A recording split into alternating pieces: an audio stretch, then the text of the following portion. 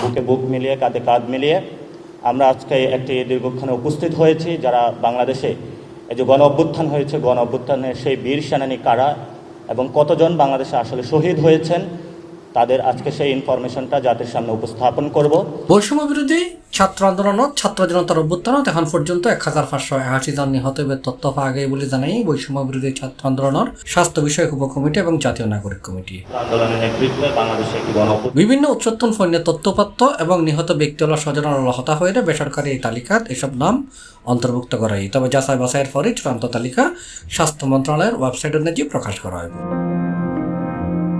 আজিয়ে সেপ্টেম্বর 28 তারিখ শনিবার বিকালে ঢাকা বিশ্ববিদ্যালয়ের ছাত্র শিক্ষক কেন্দ্র মিলনায়তনে সংবাদ সম্মেলন করে তারা এই তথ্য জানায়। 1581 জন মানুষ আমাদের শহীদ হয়েছেন।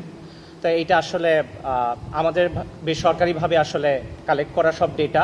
রেড জুলাই আমাদের সহায়তা করছে, আসুনা আমাদের সহায়তা করছে, হিউম্যান রাইটস সাপোর্ট সোসাইটি আমাদের সহায়তা করছে।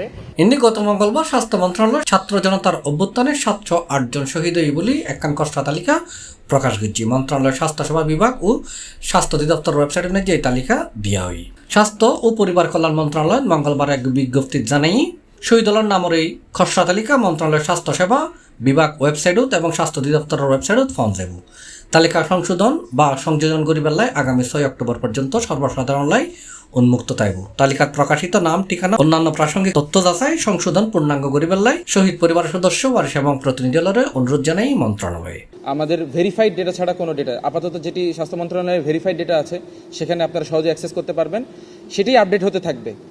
সো যদি আপনারা কেউ আমার কাছে বলেন যে 1581 এই ডেটাটা আমার কাছে দেন, এটা আমরা দিতে সক্ষম নই, কারণ ভেরিফাইড ছাড়া একজন নামও মানে একটা নামও যেন যেটি ভেরিফাইড না শহীদ হিসাবে যেন কোনোভাবেই গণমাধ্যমে না যায় সেই বিষয়টি আমরা নিশ্চিত করতে। C+ চট্টগ্রাম।